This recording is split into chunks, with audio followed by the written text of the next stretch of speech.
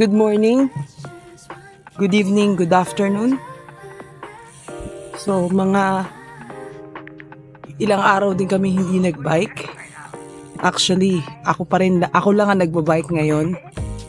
1 week, it's been 1 week I think. Medyo masama ang pakiramdam ni Paolo, ni Sir. Actually, hindi medyo masama talaga ang pakiramdam niya.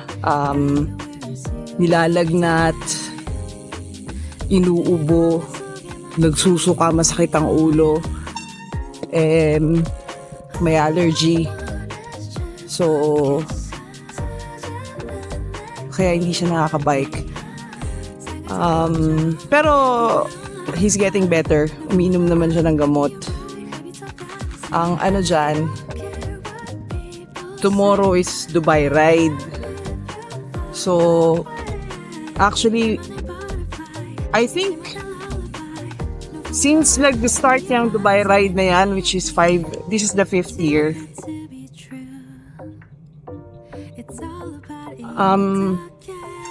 Nagpa-participate kami doon. Kaya lang last year, na-hospital naman ako last year. Nagkaroon ako ng appendicitis, so hindi kami nakapag-participate last year. Ngayon, eto na naman, siya naman ang may sakit, so hopefully bukas, kayanin niyang, or sana okay na siya ngayon. Kaya lang kasi, iba talaga kasi yung boses niya. Talagang may sakit, tsaka ngayon ko lang talaga siya nakita na ganun. So, we'll see. Siyempre, hindi naman ako tutuloy kung ako lang, hindi natin gagawin yun. Actually, today, this is my first time riding in Khalifa City na alone. Medyo nakakakaba. Alam niyo naman, hindi ako biker.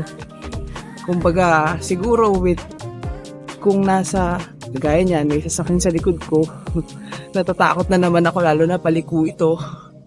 Siguro kung nasa Hudrayat, okay. Pero with the main road, medyo kinakabahan pa ang lola nyo. So, yun lang muna. Medyo kinakabahan ako. Hindi ko alam, kinakabahan ako, parang feeling ko bagong nagra-ride na naman ako. Tapos, syempre, hindi ko gamit yung bike ko, kaya ako nag-vlog ako, di ba? So, adjustment again. Wait lang. Nakapatay yung ilaw. Why? Yun. Patigil-tigil tayo, nadidistract ako. Tignan natin kung gaano ako katagal magbabike. Parang sa nervyos ko, hindi ako tatagal na 1 oras. Anyway, gaya nga ng sinasabi ni Sir, mind over matter. Iba rin kasi yung feeling sanay naman ako sa truck na to, kaya lang syempre, ibang bike. Tapos, kasi yung bike niya, di ba may cleats? Yung sapatos ko, walang cleats. Alam kong wala sa tamang posisyon yung paa ko. So, na-conscious ako.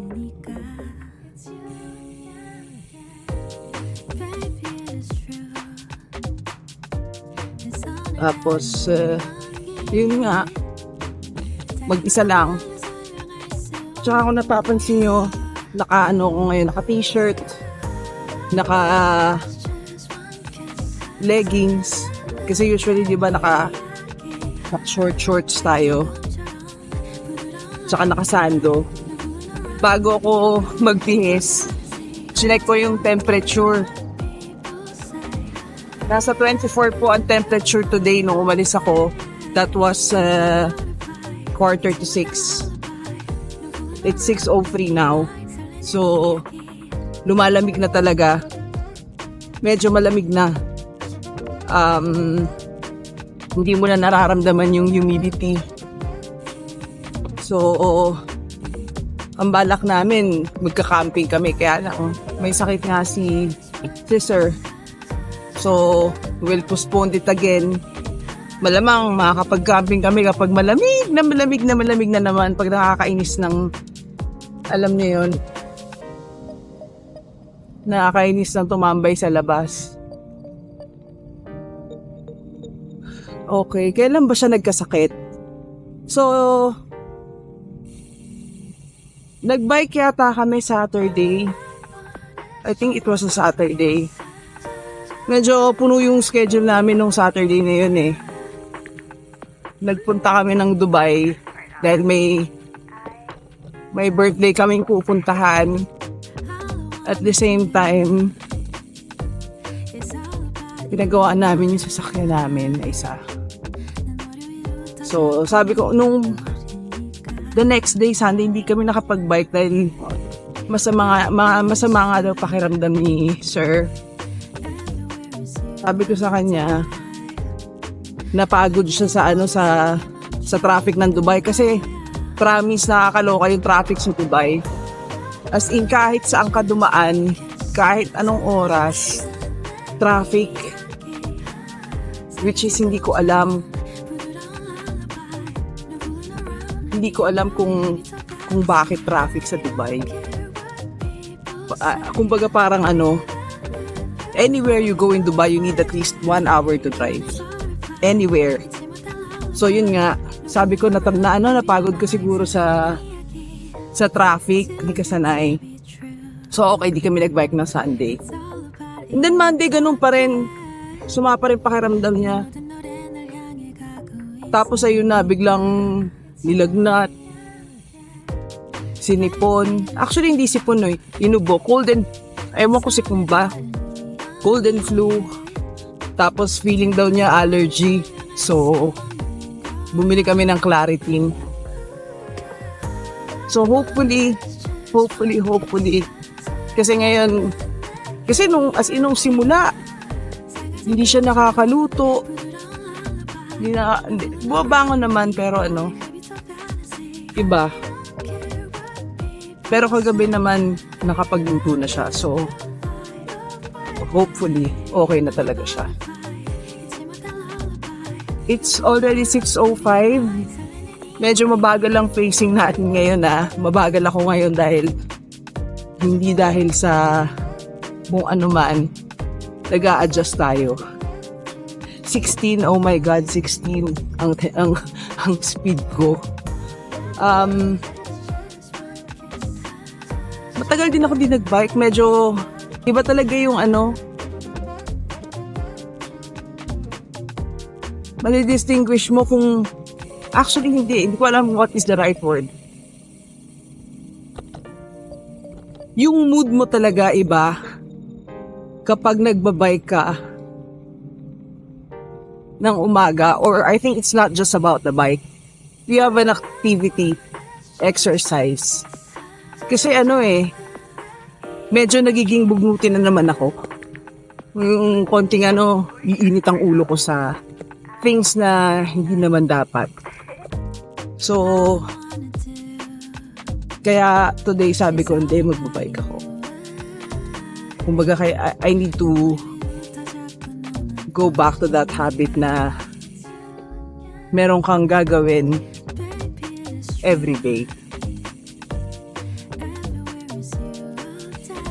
It's for your mental health, mental state.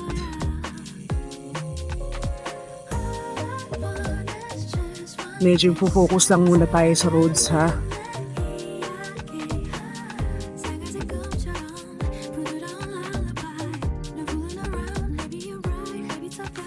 Medyo kabisado ko na naman tong mga kalsadang to. Yan, yung mga roundabout. Pagka mga tatawid, natatakot pa rin ng lola, no?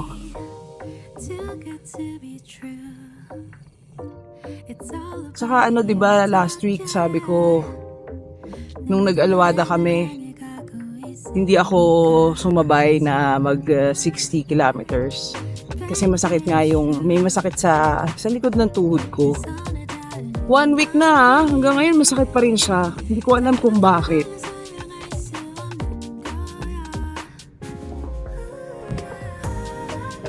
Ngayon, hindi pa ako nakakatapos ng isang ikot. It's already 6:15. So, mga 15 minutes na yata or 20 minutes na ako nagbabike. Di ko pa natatapos ang 5 kilometer na ikot. Which is not acceptable. Kasi diba, we should be improving. Anyway, mamayang second round, pupukpuk tayo dahil sayang naman kung magbabike ka ng isang ikot lang or 2 ikot. Nasa 30 kilometers na ako eh.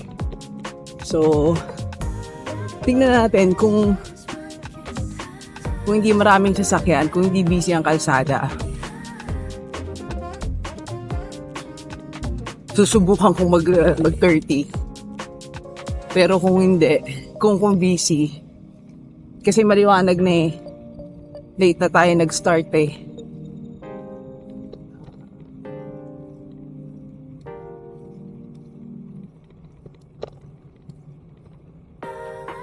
Maliwanag na pero malamig pa rin. Wala pa yung araw. Ang ano lang, hindi kasi ako komportable dahil yun nga yung paa ko. Alam kong hindi tama yung posisyon. Alam niyo yung posisyon ng cleats. Nakabaligtad, di ba dapat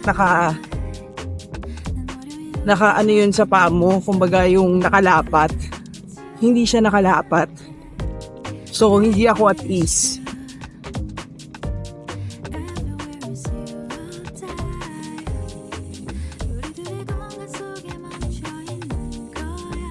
Ayan. Isang ikot na tayo. My God. Na ano pa ako dahil baka mamaya bumagsak tong camera ni sir.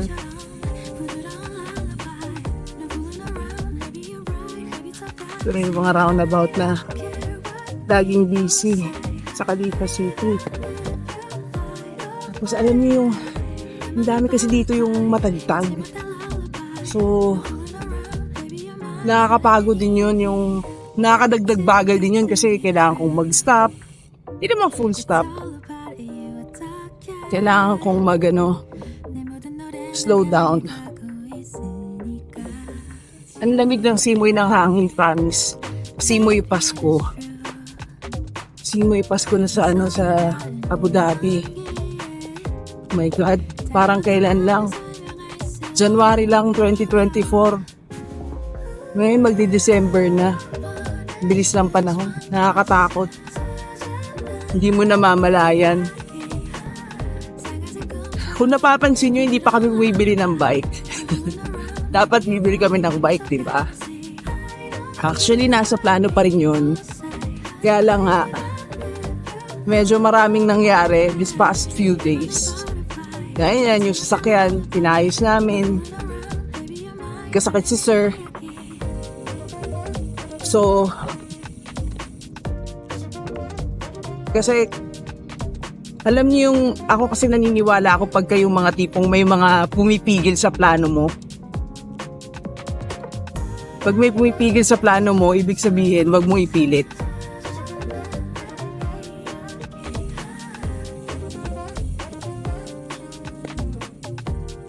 Excuse me. Oh my God, pinapainit yung ulo ko ng makakasagasa ka pa eh. Hay nako, talaga naman. Anyway, yun nga. Naniniwala kami doon sa kapag ang plano mo laging hindi natutuloy, wag mo ipilit. Ibig sabihin, it's not meant to be. Not yet. Hindi naman ibig sabihin na it's not meant to be, it's not meant to be. That's not the right time. Parang ano lang yan eh. Alam mo yung, di ba, madalas nangyayari sa atin yan, nagmamadali ka kasi may importante kang lakad. Let's say may interview ka. Ganyan. Pero ang daming hadlang. Tipong may aksidente sa ganito, na traffic ka, ganyan, nasiraan ka, or sumabog yung gulong mo. May ibig sabihin yun. Ibig sabihin, you don't go where you are supposed to go. So, pagpaliban. Kasi you never know kung ano-ano. Kung anong mangyayari. Diba? Yun lang naman. So, ayan. Dito na tayo sa second lap. Natapusin natin yan. Tatapusin natin ng 30 kahit 8 o'clock ako matapos. Hindi naman siguro 8 o'clock. O, na yung 8 o'clock. Siguro aabutin tayo ng 7:30. Wag lang tayong tamaan ng kaba. Yan na. Katapos na tayo sa second ikot. So, 15 minutes. It's already 6:30. Kanina, sabi ko dito ako, di ba, 6:15. Now, it's 6:30.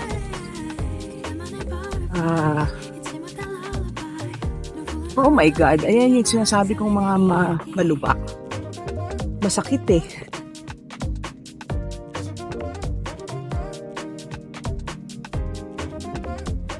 So, yun lang. Wala akong masabi. Pasensya na kayo ha. Hindi kasi ako ready eh dahil actually nung paalis ako, nalimpungatan si sir. Bibihis ako. Sabi niya gamitin ko daw yung bike niya. Ay ko nga. Kumbaga kasi nga alam ko na maninibago na naman ako because although nagamit ko na yung bike na to, diba? Nagamit ko, pero Hood Riot yun eh. Hood Riot, ano naman yun? Kumbaga walang mga kalaban. Kasi bike track lang. Dito sa Khalifa, tapos gagamitin ko tong bike niya, tapos mag-vlog pa ako. Medyo so hindi ako prepared doon. Sinabi nga niya, gamitin ko daw yung bike niya para makapag-vlog. Dahil, nag-worry siya dahil isang linggo na siyang walang content. So, sabi ko, sige na nga. Although, hindi ako nag-confirm sa kanya, nagagamitin ko yung bike niya. Ginamit ko na lang din. So, ito na. Nakaka 16.8 na tayo. So, mga 4 na ikot na to. Fourth lap. It's 6:44. So, medyo nag-improve yung speed natin. 4 lang. Iisip ko talaga bukas. Paano kaya kami? Anyway. Kung hindi kaya, hindi ipipilit. As simple as that. May next year pa naman. Ayan na, ang ganda na ng araw. Sa totoo lang, iba pa rin yung nagbabike ka ng may araw. Actually yan, hindi pa nga eh. Ano lang yan eh. Glimpse ng araw. Ang magandang feeling pag nagbabike, yung mataas na mataas yung, hindi naman mataas na mataas, yung may initan ka ng konti. Pero mga bandang 7 o'clock. Dito na naman tayo. Ay, ginagawa nilang ganun. Yan, pinagaganda na nila yung surroundings because naglamig na. Anyway, going back, yun nga, ang masarap na feeling habang nagbabike, yung may konting init. For me Hindi ko alam kung bakit. Pero ba yung satisfaction na may ginagawa ka o gumagalaw ka ng may araw. Hindi ko gusto ang pagbabike sa gabi. Hindi naman sa hindi gusto, pero if I can do it in the morning, why not? Sa gabi kasi parang ewan ko, hindi ko alam. Parang para sa akin, hindi naman sa hindi ka dapat nag-exercise ng gabi, pero it's just odd. Ang exercise for me dapat morning. So, kung magbabike kami ng gabi, ang gusto ko, may araw pa. Mga bandang 5 o'clock, ganyan, para padilim. Hindi yung madilim na. Ayun. Kalain nyo. Nakaka 21 kilometers na tayo. So, pang 5 ikot ko na pala to. So, yan lang. Dito na tayo na. Ito ang problema eh. Hindi pa rin ako. Alam mo yung kapag sa roundabout, kahit na hindi ako sigurado kasi kung i-exit sila kung saan ako tatawid, di ba? Kailangan ko huminto para makita. Ayokong isugal. Mamaya masagsaan pa ako, no? Kaya lang, pag patigil-tigil ka, yung momentum mo, tumitigil din. So, anyway, yan yung mga kailangan kong improve. Siguro, iba rin kasi, I need to stop kasi wala rin si Paolo. Walang umaalalay. Tsaka yun nga, may mabuti na yung nag-iingat. Mahirap na. Pag isa ka lang, tapos mamaya masagasaan pa ako dyan. So, okay lang maputol yung momentum kaysa maputol yung kung ano man na mapuputol sa'yo, di ba? Yan, medyo mataas na yung araw. Hindi tayo nag-sunblock, so good luck. Anyway, hindi naman tayo aabutin ng matinding init. So, we are at 21.8. So, this lap will close 25. So, tapos isa pa to close our goal. Our goal is 30 kilometers in 1 hour and 30 minutes. So far, we've been riding for 1 hour and 1 minute. So, kahit na nag-start tayo ng mabagal, gaya nga nasabi ko kanina, diba? Dahil natakot tayo. I think kaya ko naman pala. We are there. Medyo lang, hinihingal ako. Hindi ko alam kung bakit. Siguro naninibago. Or, hindi naman ako puyat. Maaga nga ako natulog kagabi. Nung oras ako natulog. Mga 9 o'clock. Aga ako natulog.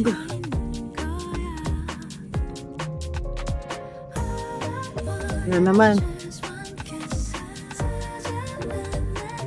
Master ko rin itong mga roundabout na to. Kung, alam mo yun lang yung mag-hand gesture ka. Pero anyway, one at a time. Kaya nga sinabi ko, one at a time. At least now, kaya ko nang uminom na habang babayik ngayon. Wala lang tayong dalang tubig ngayon. Ang susunod kong pag-aaralan is mag-bike ng naka-cleats. Kasi feeling ko kaya sumasakit yung likod nung binti ko or kasi hindi rin ako komportable kasi sa shoes. Yung kumbaga, hindi yung shoes eh. Yung posisyon ng paa ko. So, feeling ko naman kaya ko nang mag-glitz. Pero syempre, hindi dito sa Khalifa City. Feeling ko sa Hudarayat, kaya ko nang gawin yun. Kasi sa Hudarayat naman, maluwag yung kalsada. Yun nga, wala kang kalaban. So, it's good for training. Yun nga lang, di namin naaasikaso lately kasi nga ang dami, as in ang daming umaharang. Dahil nga nang sabi natin, kapag may umaharang, huwag ipilit. So, malay natin, baka kapag nag-glitch ako, baka ma-aksidente pala ako. Baka hindi pa ako ready. Yung mga ganun ba? So, pero hopefully, within this year, if it will be allowed, magpapalit na ng bike si sir. Para ako nang gagamit nito. Kasi kahit ako, napapagod na rin ako doon sa bike ko Bigat-bigat. Mabigat, mataas. Tapos, ewan ko, hindi ko alam. May something yung bike na yun. At least ito. Medyo matigas. Hindi ko alam. Baka dahil nga nagre-reklamo yan si sir na kailangan daw pa-service yung bikes namin.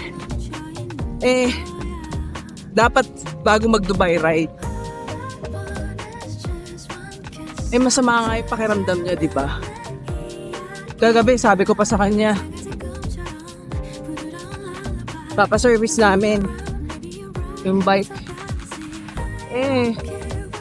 Pareho na siguro kami tinamad. Di na rin kasi ako nagpando ako. Ito na yung matinding lubak. Medyo, oh my God.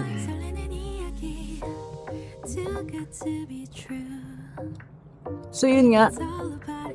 Isa-shoutout ko muna yung mga naaalala kong lagi niyang sinashoutout. So pasensya na kayo kung hindi ko yung mababanggit dahil si Mr. and Mrs. Tutuyan Adventure.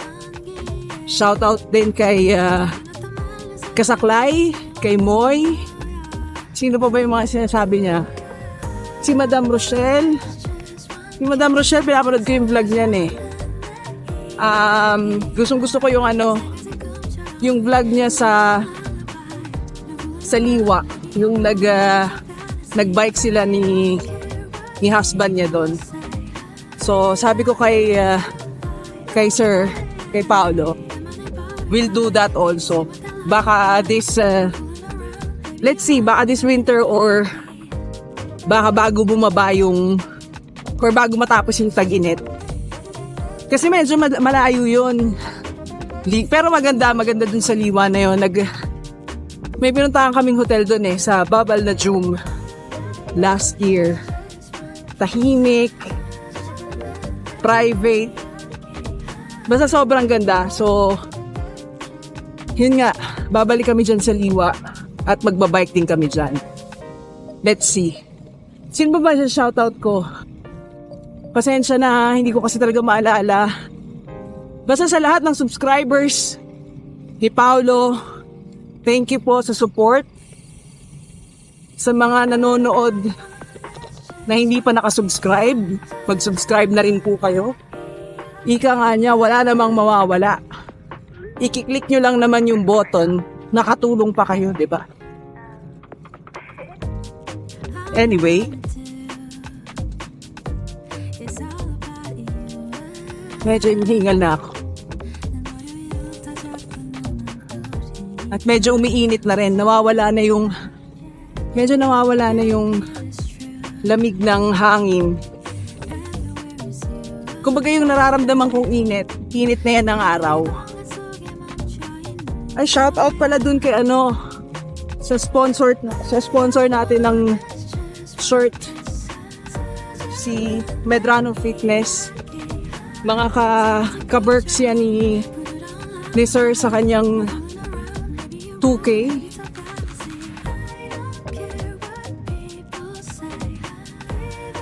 Yun na muna guys. Magbabike muna ako. Oh guys. This is our 6th round. 6th and final lap. We are at 26.8. 1 hour 12 minutes. So, kaya yan. Kaya yan 30 in 1 hour and 30. So, feeling ko alam ko na kung bakit ako hingal na hingal. Hindi ko na-realize. Ngayon ko lang na-realize nung nakapatay yung camera. Malakas pala yung hangin. So, malakas yung hangin. Puwipidal ako. Nagsasalita. So, of course, mapapagod talaga ako. So, pero kaya naman.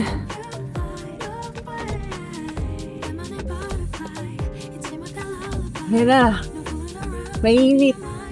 Mainit na yung araw. Pinapawisan na ako. Pero yan yung masarap ang feeling, yung pinapawisan ka habang nagbabike. Tsaka alam nyo ba, yung sunlight, gives you vitamin D. Ang vitamin D, it helps your mood. Enhance your mood actually. So, maganda rin nagpapaaraw sa umaga. Kaya lang yun nga, ang mahirap, ang challenge kasi dyan. Kailangan natin gumising ng maaga dahil bumabiyahe tayo, nagtatrabaho tayo. So, paano ka maaarawan? Di ba? So, kapag may chance, yan, nagpapaaraw ako. Kaya ngayon, Saturday. Hopefully, bukas ulit, makapagpaaraw tayo. Depende yan.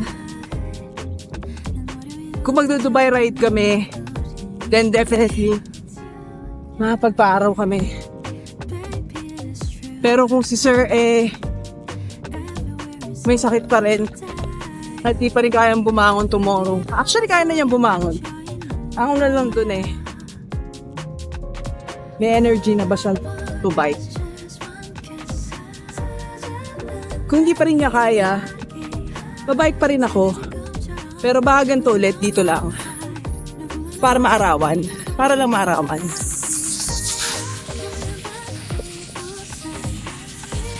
Anyway, mag-concentrate muna ako ha. At hindi ko kayang mag-bike at the same time magsalita. At hahabulin ko na yung oras. Doon na tayo i-on ko na lang ulit pagka natapos ko na. Oh my God. Nakakapagod. Wait lang. Kasi mga pa-curve.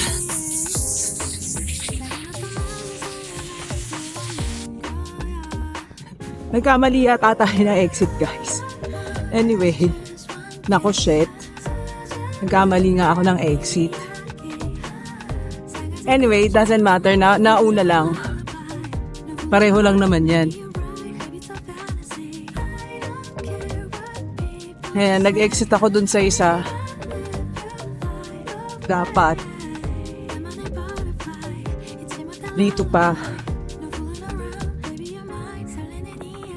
Anyway, pareho lang naman. Dugtong lang naman. Ayan, tatawid lang.